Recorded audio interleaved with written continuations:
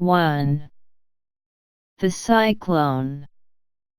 Dorothy lived in the midst of the great Kansas prairies, with Uncle Henry, who was a farmer, and Aunt Em, who was the farmer's wife. Their house was small. For the lumber to build it had to be carried by wagon many miles.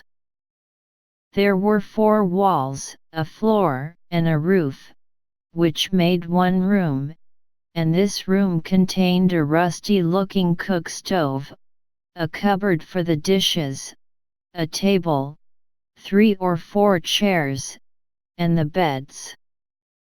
Uncle Henry and Aunt Em had a big bed in one corner, and Dorothy a little bed in another corner. There was no garret at all, and no cellar except a small hole dug in the ground, called a cyclone cellar, where the family could go in case one of those great whirlwinds arose, mighty enough to crush any building in its path. It was reached by a trap-door in the middle of the floor, from which a ladder led down into the small, dark hole. When Dorothy stood in the doorway and looked around, she could see nothing but the great gray prairie on every side.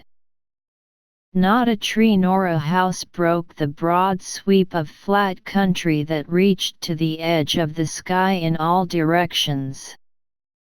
The sun had baked the plowed land into a gray mass, with little cracks running through it.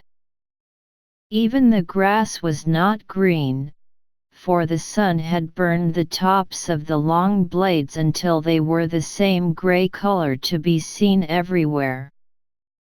Once the house had been painted, but the sun blistered the paint and the rains washed it away, and now the house was as dull and gray as everything else.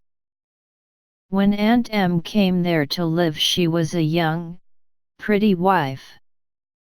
The sun and wind had changed her, too. They had taken the sparkle from her eyes and left them a sober gray. They had taken the red from her cheeks and lips, and they were gray also. She was thin and gaunt, and never smiled now.